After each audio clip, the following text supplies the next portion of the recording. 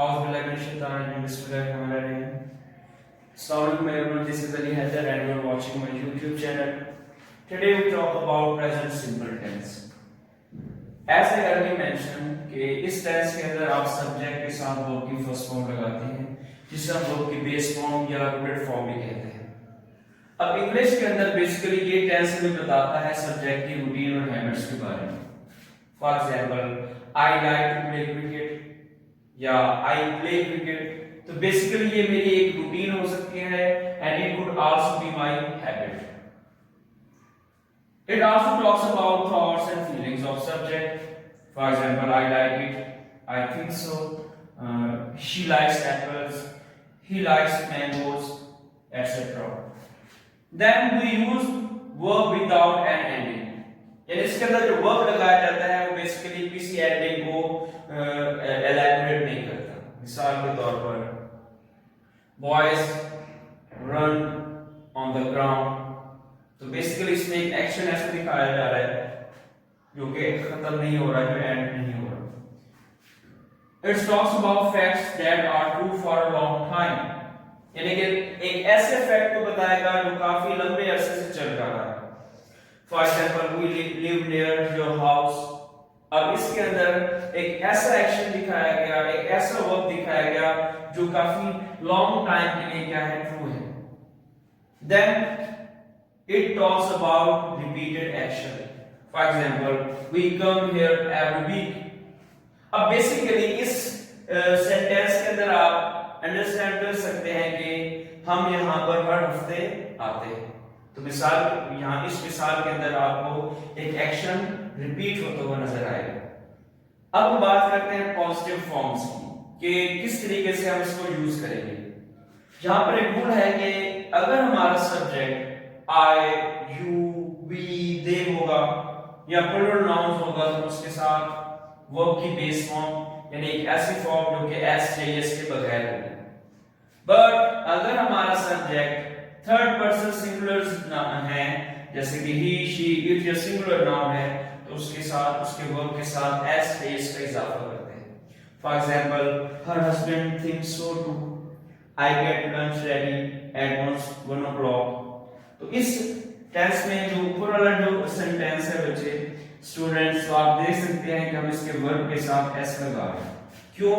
Because यहाँ पर एक सिंगुलर नाउन है और इसके साथ क्योंकि आई खड़ा है तो उसके साथ वर्ब एक ऐसा वर्ब लगा रहे हैं जिसके साथ एस लगता है, ना ही एस लगेगा, because of subject. Now we talk about negative sentences of present simple. There is a rule, अगर हमारा subject I, we, they, you या प्लूरल नाउन होगा तो हम उसके साथ नॉट लगाएंगे या इसको हम डोंट भी लिख सकते हैं। और अगर हमारे पास सब्जेक्ट थर्ड पर्सन सिंगुलर होंगे, for example he, she, it या कोई सिंगुलर नाउन होगा तो उसके साथ हम डज नॉट लगाएंगे और दोनों के साथ वर्ब की फर्स्ट फॉर्म लगेगी। और किसी भी वर्ब के साथ यानी मेन वर्ब के साथ, एक्शन वर्ब के साथ एस या ईएस का इजाफा नहीं किया जाएगा। मिसाल के तौर पर he does not like candle, they do not play football। अब देखिए आप देख सकते हैं इन दोनों सेंटेंसेस के अंदर जब हमारा सब्जेक्ट ही है यानी थर्ड पर्सन है तो उसके साथ डज लगा रहे हैं, और जब हमारा सब्जेक्ट दे है यानी आई, वी, दे, यू, मतलब होता तो ये भी थर्ड पर्सन प्रोनाउन है लेकिन क्योंकि ये प्लूरल है तो उसके साथ हम डू लगा रहे हैं और दोनों के साथ हम वर्ब की बेस फॉर्म यानी वर्ब की फर्स्ट फॉर्म लगा रहे हैं without any S or es. Now we talk about interrogative or question sentences. We have two kind of question sentences. First one is WH question and second one is yes no question. दोनों में फर्क क्या होता है? WH question में आप basically सामने वाले से उसकी डिटेल पूछते हैं, किसी भी एक्शन की डिटेल पूछते हैं। मिसाल के तौर पर why do you not like pizza?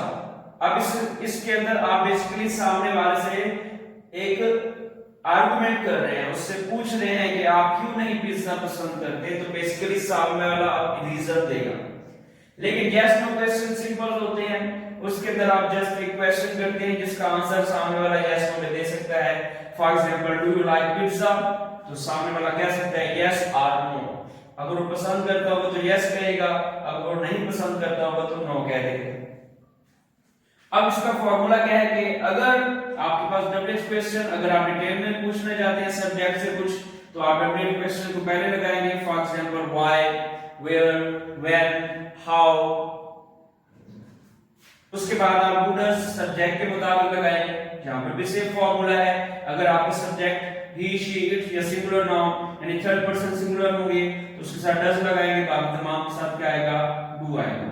और साथ हम वर्ब की फर्स्ट फॉर्म विदाउट एस और ईएस, यानी एस या ईएस के बगैर हम वर्ब की फर्स्ट फॉर्म लगाएंगे। और यहां पर भी यही सेम फार्मूला है, जस्ट थोड़ा सा डिफरेंस है कि सबसे पहले हम डू डज लगाएंगे, साथ सब्जेक्ट लगाएंगे और फिर वर्ब की फर्स्ट फॉर्म लगाएंगे।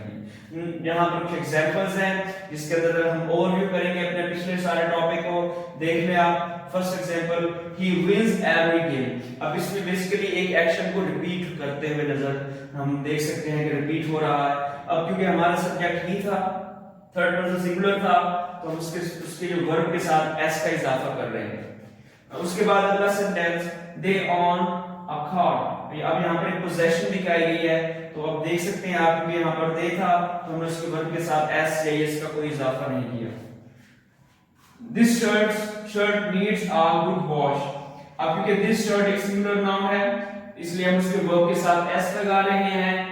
और जो आगे वाला क्वेश्चन जो कि एक नेगेटिव सेंटेंस की एग्जांपल है, आई डोंट लाइक हर, मैं उसे पसंद नहीं करता, तो यहाँ पर आप देख सकते हैं आई की वजह से हम डू नॉट लगा रहे हैं। अगर यहाँ पर कोई थर्ड पर्सन या कोई सिंगुलर नाउन या प्रोनाउन होता तो हम उसके साथ डज नॉट लगाते, क्योंकि अब यहाँ पर फर्स्ट पर्सन प्रोनाउन आई है तो उसके साथ हमने डू नॉट लगाना है। अब हम सवाल में देख सकते हैं, डज इट अनॉय यू। अब आप देख सकते हैं कि क्योंकि सब्जेक्ट हमारा सिंगुलर थर्ड पर्सन था इसलिए हम उसके साथ डज लगा रहे हैं। आज के लिए इतना काफी है। इंशाल्लाह हम नेक्स्ट वीडियो में प्रेजेंट कॉन्टिन्यूअस टेंस को डिस्कस करेंगे। आज के लिए इतना काफी है। सब्सक्राइब करें चैनल को, लाइक करें वीडियो को, अपने दोस्तों के साथ शेयर करें। अल्लाह हाफिज।